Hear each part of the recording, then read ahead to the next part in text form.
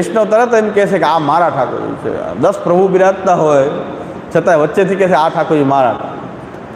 અને જો બધા કૃષ્ણ રૂપે સમાન હોય, બધાની સેવા કરવાનો સિદ્ધાંત હોય, તો ડોકરીના પ્રસંગમાં ઓલા જે સામે જે વૈષ્ણવ હતા એને કીધું કે મારા ઠાકોરજી કેમ બદલાવી લીધા, તો મારા ઠાકોરજી આપો. કેમ ગમે ઠાકોરજી ચાલે ને, કૃષ્ણ છે ને ચાલે. સંરક્ષણ શિરોમણીની વાત એવી છે કે ડોકરીના પ્રસંગમાં આવે છે કે ડોકરીએ ઠાકોરજીની માલિશ કરી કરીને, ગરમ શેક ને માલિશ કરી કરીને ઠાકોરજીને બાલકૃષ્ણજી મદન મોહનજી બનાવી પાર કર્યા. ઠાકોરજીને પણ હાર માનવી પડે કે મદન મોહનજી થવું જ પડશે.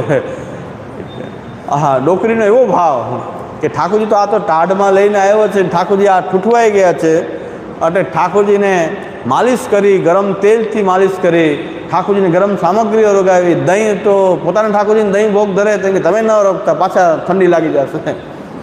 મારા ઠાકોરજી દહીં ભલે રોગે, દહીં એવી ઠંડી વસ્તુ આપ ન રોગો, આપ ગરમ ગરમ વસ્તુ રોગો. તો ઠાકોરજીને મદન મોહનજી થવું જ પડ્યું. એ વૈષ્ણવ પાછા ઠાકોરજી પધરાવવા આવ્યા હતા કે ઠાકોરજી મારા બદલાવી લીધા તમે તો. આ મદન મોહનજી ક્યાં હતા? બાલકૃષ્ણજી હતા. જો કૃષ્ણ તો હતા ને, હવે એટલું તો એને ખબર હતી આ કૃષ્ણ તો છે ને. સિદ્ધાંત સંરક્ષણ શિરોમણી એમ કહે છે કે કૃષ્ણ સેવા સદાકાર રહ્યા, તો ગમે એ ઠાકોરજી ચાલે. એક વૈષ્ણવ મને કહેતા હતા કે ગોસ્વામી બાલક જે છે તપેલીમાં પધાર્યા અને ઠાકોરજી ભૂલી ગયા. એ વૈષ્ણવને ઘરે બિરાજતા રહી ગયા અને 50-100 કિલોમીટર ગાડી આગળ વહી ત્યારે બાવાએ એ ખવાસને કીધું કે ઠાકોરજી ક્યાં, કે આપે નથી લીધા, કે ના, તે રહી ગયા ત્યાં. તો બાવા કે 100-200 કિલોમીટર પાછું જવું એના કરતાં બીજા પુષ્ટ કરી લેશું, બાકી ભલે બિરાજો ત્યાં.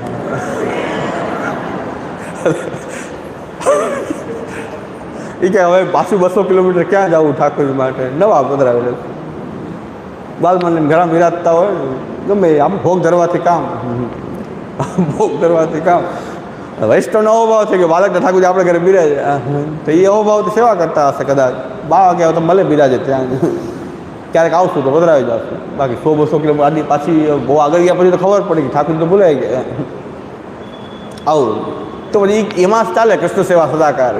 ભોગ ધરીને લેવું હોય તો ચાલે, ભોગ ધરવા માટે જ ભગવાન જોતા હોય તો પછી ગમે કૃષ્ણ ચાલે, કૃષ્ણ સેવા સદાકાર. ગમે ઠાકોરજી ચાલતા હોય તો ઓલા વૈષ્ણવ શા માટે જીદ કરી કે મારા ઠાકોરજી આપો? એની માટે તો ઝઘડો થયો અને ગુસાઈજી પાસે જવું પડ્યું કે આ ઠાકોરજી ડોકરી મારા બહુ સુંદર હતા, બદલી લીધા છે. કારણ કે મારે તો મારા ઠાકોરજી જ જોઈએ.